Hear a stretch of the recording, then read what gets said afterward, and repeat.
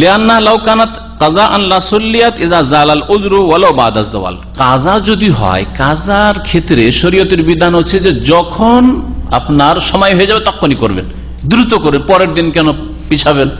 কাজা জিনিস যে কোনো সময় আদায় করা যাবে, যেমন যোহরের কাজা, তো যোহরের কাজা যোহর পরে পড়তে পারবেন, আর আসর পরে পড়তে পারবেন, মাগরিব পরে পড়তে পারবেন, এশা পরে পড়তে পারবেন, ফজর পরে পড়তে পারবেন, পরের দিন হ্যাঁ যত তাড়াতাড়ি পড়ে নেবেন আপনার ফরজ আদায় হয়ে যাবে, না হলে জবাবদেহি করতে হবে, ঠিক না। যদি কাজাই হইতো, যেমন জোহর কাজা করছেন, আসর কাজা করছেন, এইরকম কাজাই যদি হতো, তাহলে ওই ঈদের নামাজটা দুপুর পরে পড়তে অসুবিধাটা কি? কাজা পড়ছি আমরা, বিকেলবেলা ঈদ পড়ছি কারণ কাজা করছি, মাগরিব পরে ঈদ পড়ছি, কাজা করছি, তাতে করলেন না। পরের দিন সকালবেলা ঈদ করব, তার মানে আদায় করা হয়েছে এটা আপন ওয়াক্তে, ঠিক টাইমে। কারণ আসল যে টাইমটা ছিল সেই টাইমটা যেহেতু পাইনি, সেই জন্য আমরা যেই টাইমটা ঈদের পেয়েছি সেই টাইমেই আদায় করছি। যা হোক, ফুকাহাদের এটি ইখতিলাফ, আল্লাহু আলাম। নবী করিম সাল্লাল্লাহু আলাইহি সাল্লাম ভুলে যাওয়া অথবা ঘুমিয়ে থেকে যাওয়া নামাজের সময় অনিচ্ছাকৃত, এই মর্মে কি বলছেন? সহিহ বুখারী মুসলিম হাদিস রয়েছে আনাস রাদিয়াল্লাহু তাআলা আনহু থেকে, মান নামা আন সালাতিন আও নাসিহা, কোন মানুষ যদি নামাজের সময় অনিচ্ছাকৃত ঘুমিয়ে থেকে যায়, ইচ্ছা করে ঘুমানো হারাম নামাজের সময়, এই জন্য বলছে অনিচ্ছাকৃত। ইচ্ছা ছিল উঠবো কিন্তু উঠতে পারেন নাই। আও নাসিহা, অথবা ভুলে গেছেন, অনেক সময় ভুলে যান। আজান এই সৌদি আরবে শুনছেন বলে হয়তো বলছেন না, কিন্তু যেসব দেশে যেসব শহরে আজান শুনতে পান না সেখানে ভুলে যাওয়া স্বাভাবিক। হয়তো হাটে বাজারে গেলে ভুলে যাওয়া স্বাভাবিক, নামাজের টাইমটা চলে গেছে, ভুলে গেছেন। প্রতিদিন আপন ওয়াক্তে পড়েন, ভাবছেন পড়েই নিয়েছি হয়তো। বিশেষ করে যারা নিয়মিত টাইমে ওয়াক্তে জামাত সহকারে নামাজ পড়ে, তাদের নামাজ যদি কখনো ছুটে যায় তাহলে ভুলে যাওয়ার সম্ভাবনা বেশি, কারণ ও তো আসল হচ্ছে যে টাইমে আমি আদায় করিনি, ভুলে যেতে পারে। বলছেন কেউ যদি ভুলে যায় অথবা ঘুমিয়ে থেকে যায়, ফালিউসাল্লিহা ইযা যাকারাহা, যখনই স্মরণে আসবে অথবা যখনই ঘুম ভাঙবে তখনই আদায় করে নেবে। এটা হচ্ছে ফরজ নামাজের ক্ষেত্রে। ঈদের ক্ষেত্রে যদি কাজা হইতো তো ঈদের ক্ষেত্রে কেন এরকম বললেন না?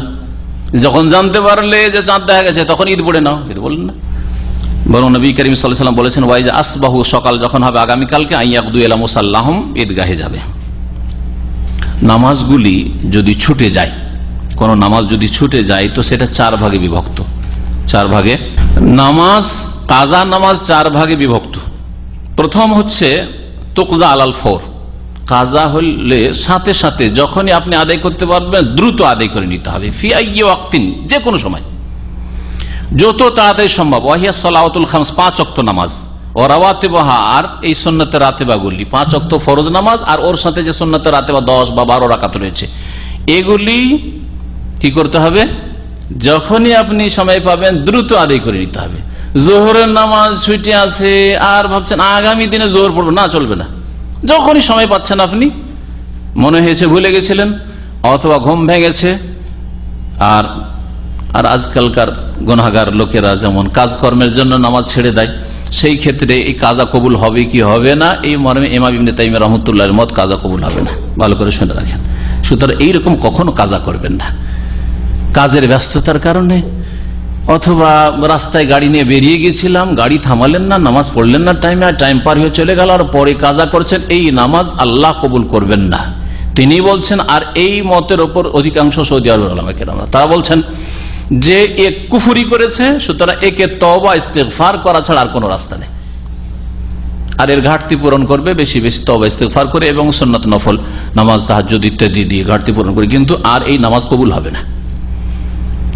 তবে অনিচ্ছাকৃত, যেমন ভুলে যাওয়া অথবা অনিচ্ছাকৃত ঘুমিয়ে থাকা, সেই বিষয়ে কাজা। তাহলে কাজা, প্রথম কাজা 5 ওয়াক্ত নামাজের কাজা দ্রুত আদায় করতে হবে। 2 নম্বর হচ্ছে তুকজা ফি নাজিরে ওয়াক্তিহা। 2 নম্বর, কিছু নামাজ আছে যে নামাজগুলি কাজা করতে পারবে, যে নামাজ কাজা করতে হবে ওই সেম ওয়াক্তে, যেই ওয়াক্তে ওই নামাজটি রয়েছে ওই রকম ওয়াক্তে আদায় করতে হবে।